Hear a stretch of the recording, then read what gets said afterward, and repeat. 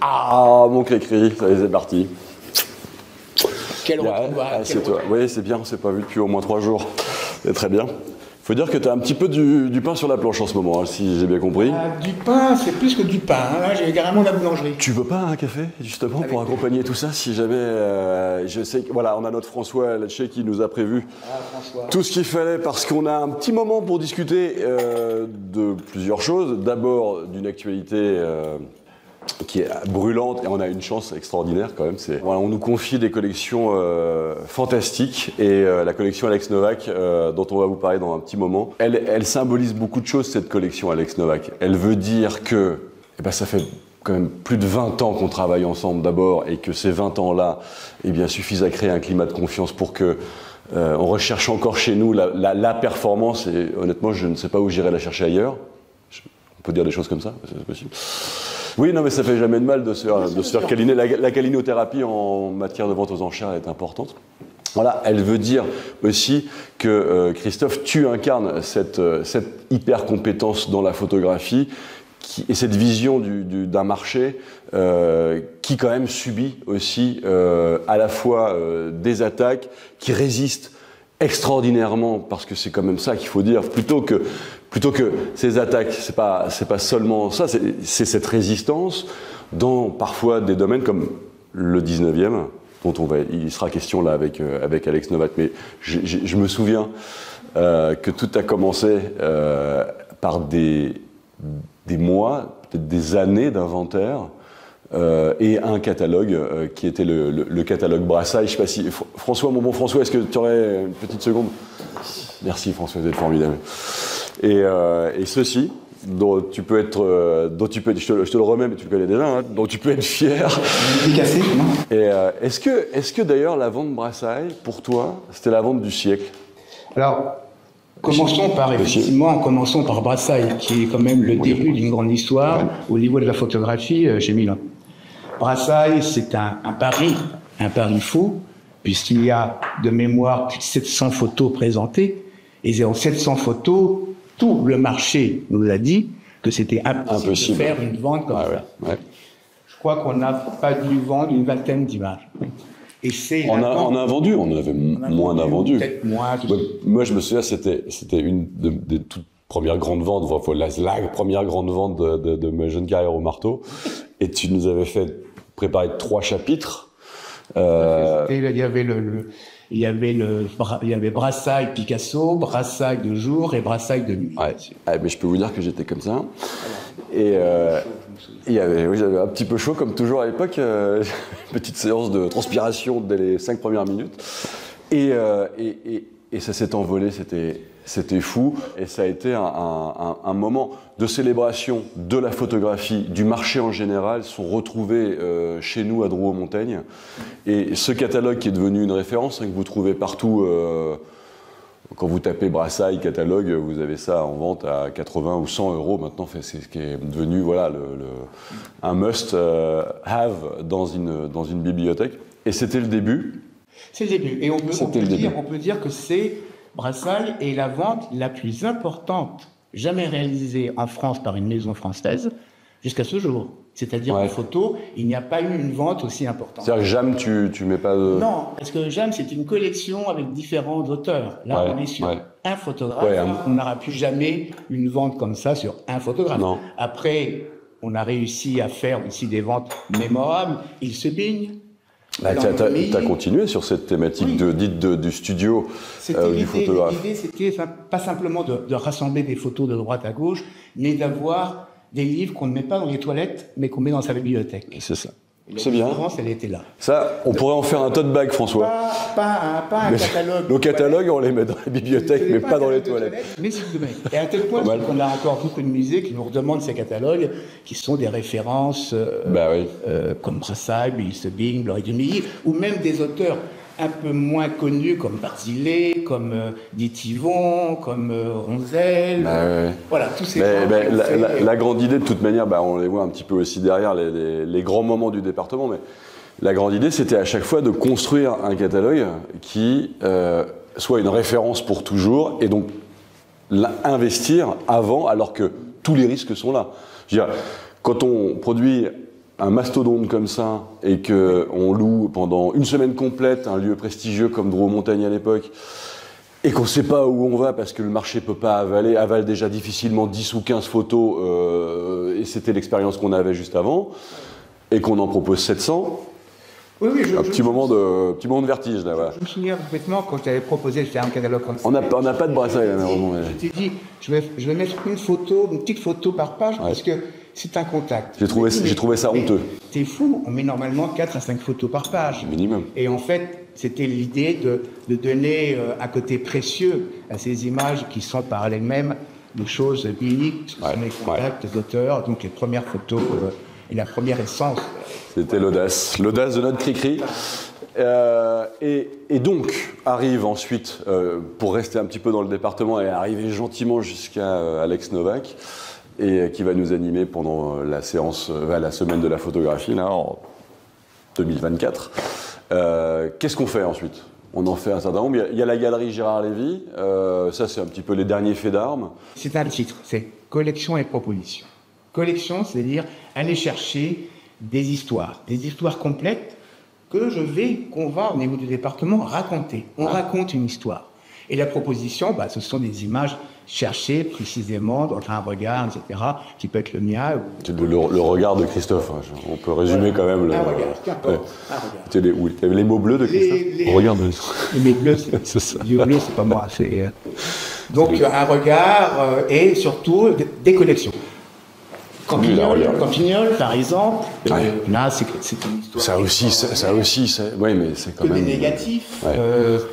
Avec des prix qui sont des records. Là, j'ai plus les prix en tête, mais on dépasse les 15 000, 20 000 euros. Oui, 20 000 euros. Oui. Après, on a des grands collectionneurs ou des grands marchands, donc Gérard Lévy, François Lepage, Pierre Bonhomme, des gens qu'on ne présente même pas au niveau de la photographie, qui sont connus. Et qui sont venus nous trouver. Et ça, c'est notre chance aujourd'hui. Et aussi des surprises, comme la famille Cyberger. Là, on se lance dans une photographie très difficile, puisque c'est la mode. D'ailleurs, s'ils nous regardent, on les embrasse. Oui, des années 50, etc., même avant. Et là, on a encore une vente qui explose, avec surtout des musées, et principalement des musées américains, qui se disent, mais c'est la première et dernière fois, il faut y aller, et ils y vont. Et ils achètent une grande partie de la vente. Et dans la vente, c'était la vente François Lepage, qu'on a réalisé dans les salons du Trocadéro. Donc là où on a fini par trouver un petit écrin sympathique quand même pour pouvoir exprimer la performance de nos enchères. Et alors, tous les fauteuils étaient réservés par les musées du monde entier. Et ça, c'était un moment. Et alors derrière, il y avait les collectionneurs privés qui cherchaient leur place, mais qui étaient tellement heureux de voir un parterre de préemption, en fait. C'était un moment, je trouve, de validation de ton département, tu vois. Et ça, c'est bravo, parce que oui, c'est magique. On a toute l'histoire de la photographie au niveau des collectionneurs et musées présents à ce moment-là. Et là, on se dit, mais finalement, ils sont tous là. Bon, il y a peut-être 50, 60 personnes, mais tout le monde est là dans un silence un peu de plomb, et les enchères. Et c'est là où on vend un daguerreotype quand même, qui est aussi un record mondial par rapport à un daguerreotype en France, pour une maison française, qu'on le vend 520 000 euros. C'est vrai que c'est fou. Quand on réfléchit, c'est complètement fou. Un prix pareil. Alors c'est toujours ce qui m'a m'étonné dans notre façon de faire à tous les deux. C'est-à-dire que vous racontez des histoires, parce que Christophe est un raconteur d'histoires, en fait. Et évidemment, vendre et présenter des collections, c'est raconter des histoires. Et l'enveloppe de ces histoires aussi, parce qu'il faut trouver les écrins commerciaux marketing pour pouvoir essayer de trouver une logique à tout ça.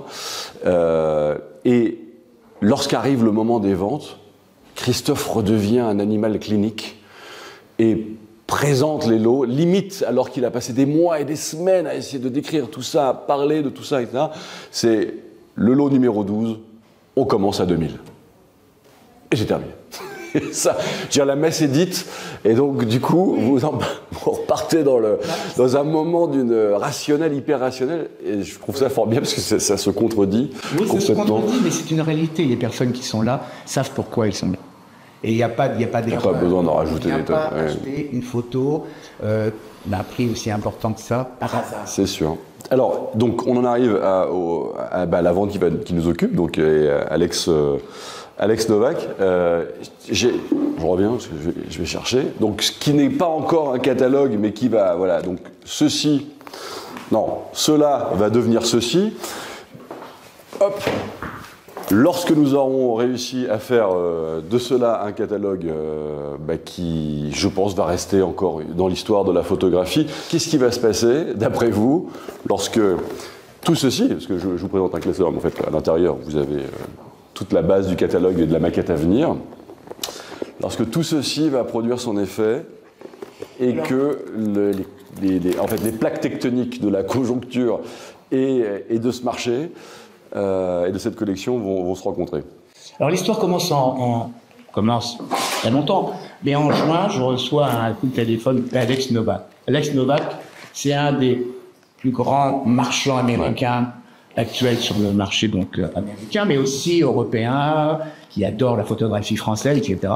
Et je me dis, Christophe, voilà, je veux vendre, j'arrête, je veux vendre ma collection, je veux vendre mes images, et je veux que ça soit toi, et je veux que ça soit l'étude maison qui soit le maître d'œuvre de cette vente. Donc, je lui dis bien sûr que je suis très ravi que ça soit ce choix. Alex Novak qui était, en tant qu'enchérisseur, très difficile à percevoir. C'est-à-dire que pour un commissaire-priseur, savoir ce qu'il voulait acheter, jusqu'où il voulait, c'était quasiment impossible.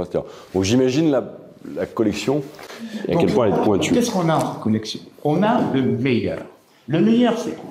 C'est simplement des images qui sont des images primitives, qui sont les premières images de l'histoire de la photographie. Donc bien sûr, Le Gray, mais Le Gray, une quinzaine, c'est Charles-Nègre, c'est Pendus, Le Sec. Le Sec. Tous ces gens sont présents, c'est Giraud, c'est aussi bien Blondel, tous ces photographes qui ont fait l'histoire de la photographie française au 19e seront présents. À des prix. Là, je vois la place de la Concorde que j'ai là, et je crois que vous avez là, je vois les marines. Des marines, évidemment, bien sûr, mais également des choses comme bagarres, on ne les voit jamais sur le marché, des daguerreotypes pleines plaques, qui sont aussi des images extraordinaires. Et il y a aussi du 20e. Il y a un petit peu de 20e, oui. Le 20e, on a des noms, bien sûr, c'est tous. Bresson, Brassailles, Cartès. Donc il y en a vraiment pour tous les goûts, toutes les autres, pour y dire également, mais surtout tous les goûts, et c'est encore une fois une occasion. Et cette occasion, il ne faut surtout pas la louper. C'est parce que c'est un petit peu comme les collections qu'on vous présente au fur et à mesure. À la fin de l'histoire, ce n'est pas un Laure Albin-Guillot que vous allez acheter un Laure Albin-Guillot de la collection Alex Novak. De la maison de vente Milon, vous voyez ce que je veux dire? Donc on a, par un petit phénomène d'induction, on donne une sorte de provenance à ces images, et pour toujours, elles resteront. Je parle de la place qu'elles prendront dans vos collections, je parle aussi dans vos transmissions, et peut-être vos reventes, parce que je ne sais pas s'il faut souhaiter tant de reventes que ça, ce qui est un peu contradictoire par rapport à notre métier, qui consiste justement à passer et à faire passer les collections entre elles. Mais là, cette idée de provenance qu'on essaye de créer en donnant une enveloppe, justement, par un catalogue, par un événement qu'on essaye de promouvoir, par ces finesses d'expertise que vous permettez, on a le sentiment d'être pleinement dans notre rôle, en fait, complètement. Et si tout le monde assure son propre rôle, c'est-à-dire que nous vous présentons des lots, le vendeur, lui, ça fait 20 ans qu'il essaye de rassembler une collection, vous achetez, je dirais qu'on a de quoi faire un beau succès. La date de vente, c'est pendant Paris Photo, le 8 novembre. C'est le 8 novembre. Il y a 3 jours d'exposition. Pour parler chiffres, grosso modo, un peu d'estimation basse. On dépasse le million dans l'estimation basse. Ouais. Il y a 310 lots de mémoire à peu près. Donc on se retrouve pour les expositions qui débuteront quasiment au début de Paris Photo. Merci mon Christophe. Merci.